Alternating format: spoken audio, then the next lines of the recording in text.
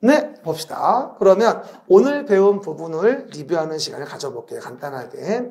이게 마지막에요. 뭘 배웠는지 내가 뭘 아는지를 확인해보는 메타인지 시스템은 굉장히 중요합니다. 그래서 매 주마다 확인해 줘야 되고요. 첫 번째입니다. 드디어 33회 데일리 리뷰 스타트합니다. 첫 번째. 항상 제가 얘기했죠? 계획이 나오면 항상 봐봐. 어디에 만들어 규제하는가? 어디에 만들어 규제하는가? 이걸 본다고 했잖아. 계획이 나오면. 한 번 더. 어디에 만들어 규제하는가? 그렇죠. 그러면 계획이 나와 있는데 광역도시 계획이래요. 그러면 광역계획권이 나와야지. 광역계획권의 장기 발전 방향을 제시하는 계획. 광역계획권. 또 하나, 서울시라는 도시에 만드는 계획. 도시계획은 특별시, 광역시, 특별자치시, 특별자치도 시군의 관할구역에 대해서. 말해. 관할구역. 수립하는 공간구조와 발전방향 계획으로서 도시군 기본계획이라는 것과 도시군 관리계획이라는 것으로 구분한다. 아까 뭐라 했어요? 서울시라는 도시는 워낙에 복잡하기 때문에 도시계획을 만들 때 도시 기본계획으로 스케치 먼저 하고 거기에 본 그림으로 관리계획을 만든다. 이렇게 얘기했잖아요. 한 번 더 계획이 나오면 어디에 만들어 규제하는가. 이걸 아셔야 돼요. 그러면 계획은 금방 이해할 수 있는 거. 국가계획, 광역도시계획, 도시계획, 지구단위계획. 2번이 지구단위계획이야. 봐봐. 도시계획의 수립대상 지역의 일부. 서울시 일부라는 거지, 이게. 그러면 9페이지 왼쪽 위에 있죠? 지구단위계획. 시작. 그럼 지구단위계획이라는 걸 만든다. 이게 30회 문제였어요. 여러분, 11, 12월 달에 주는 거 제가 얘기했어요. 지금 11, 12월 2시간 땅은 제가 40점은 최소한 맞도록 드리는 꽈락 탈출의 프리 버전이라고 했습니다. 분명히 아까 먼저 보는 거. 그래서 꽈락 탈출 프리 버전이니까 11, 12에 대한 이 데일리 정말 중요합니다. 그럼 꽈락은 적어도 면할 수 있는 거야. 그렇죠? 그럼 지구단위 계획이란 도시계획 수립대상 지역의 일부에 대하여 토지 이용 합리화, 기능 증진, 미관 개선, 양호한 환경을 확보하며 그리고 그 지역을 체계적 계획적으로 관리하기 위해 수립하는 도시관리계획. 즉 서울시의 일부에 만드는 도시관리계획을 우린 지구단위 계획이라고 합니다.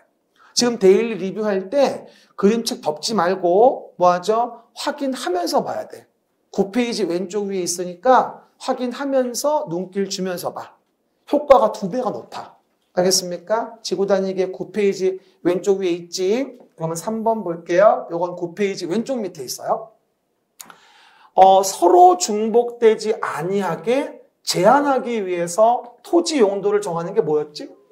그렇지. 용도 지역이야. 확실히 금방 들어서 금방 하는구나. 뭐라고요? 용도 지역이란 그 토지 등의 이용 규제를 위해서 서로 중복되지 아니하게 도시 관리 계획으로 정하는 걸 얘기하는 거지. 9페이지 왼쪽 맨 밑에. 보입니까? 또 하나, 용도 지역만으론 제한이 완성이 안 되니까 용도 지구라는 걸 정해요. 지역에 대하여 옵션을 가한다고 이해하시면 돼요. 그럼 용도 지구는 용도 지역에 대해서 토지 이용 건물의 용도, 건폐 용종의 의미는 다음 주에 얘기하고요. 그에 대한 용도 지역의 제한을 강화, 완화하기 위해서 지역에다가 덧대는 게 지구인 거예요. 그게 바로 용도 지구. 도시관리 계획으로 계획하는 거고 이것도 29회 때 문제였어요. 그렇죠? 참 잘 나와요. 저는 요번에 그래서 이 세 번째 거 있죠?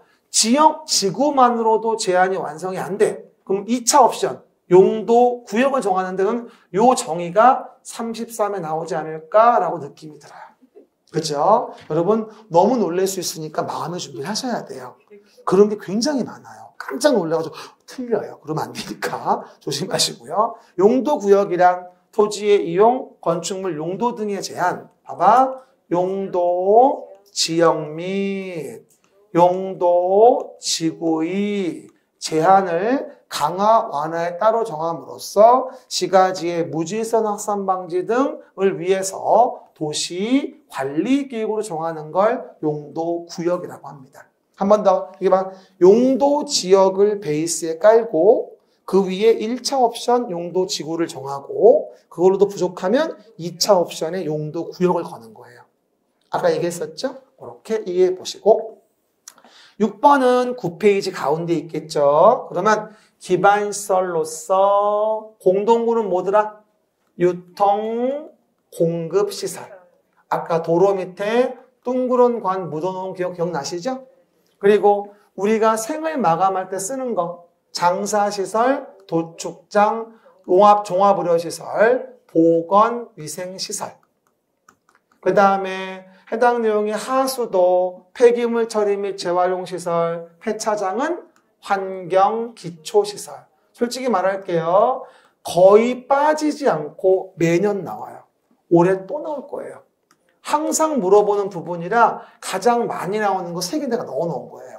공동구, 유통공급시설, 장사시설, 도축장, 종합의료시설은 보건위생시설. 하수도, 폐기물 처리 및 재활용시설과 폐차장은 환경기초시설. 이건 반드시 외워야 돼요. 우리 시간 없기 때문에 처음부터 외울 건 딱 정하고 가자고요. 알겠습니까? 확인하시고요. 그 다음에 7번입니다. 기반시설 중에서 도시관리 계획으로 계획하여 결정된 건 규제를 위한 도시계획시설. 9페이지 정 가운데 밑에 써 있죠. 그리고 도시계획시설로 결정됐다면 이걸 설치하기 위한 걸 우리 무슨 사업이라 불러? 도시계획시설사업이라 부르게 돼요. 에버바리 도시계획시설사업. 그럼 봐봐. 결론적으로 기반시설을 도시관리 계획으로 계획하면 그게 도시계획시설인 거고 도시계획시설이 결정된 걸 설치한다면 그게 도시계획시설 사업인 거야 사실은. 9페이지 정 가운데 써있지. 되었죠? 그 얘기. 그리고 도시관리계획을 시행하기 위한 사업으로 도시계획시설사업, 도시개발사업, 정비사업을 9페이지 정 가운데 밑에 도시계획사업이라 부르는 거야.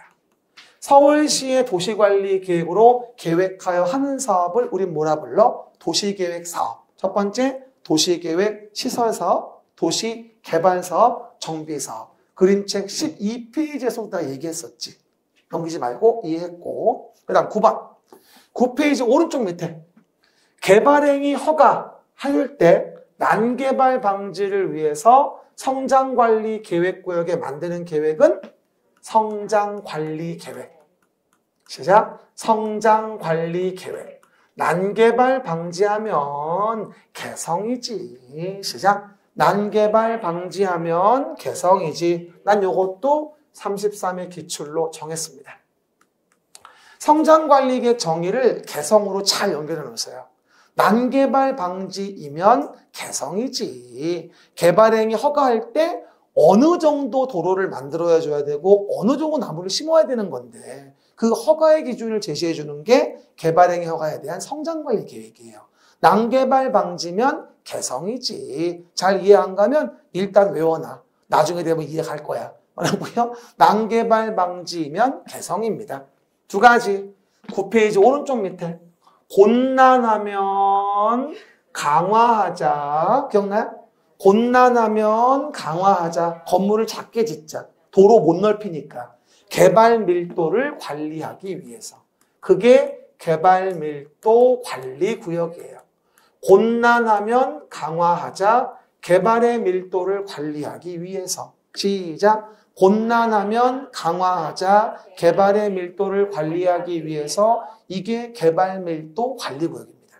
그리고 개발 밀도 관리 구역의 외의 지역에 대해서, 그렇죠? 개발 행위로 인해서 개발 이익을 먹었잖아. 그러면 개발 이익을 환수한다는 개념으로 돈 걷어서 도로 등을 설치하는 구역이 있겠죠? 이게 뭐다? 기반시설 부담구역이 되어져요. 에버바리 기반시설 부담구역. 시작. 기반시설 부담구역. 이렇게 해서 우리가 데일리 리뷰 마무리합니다. 수고하셨습니다. 감사합니다.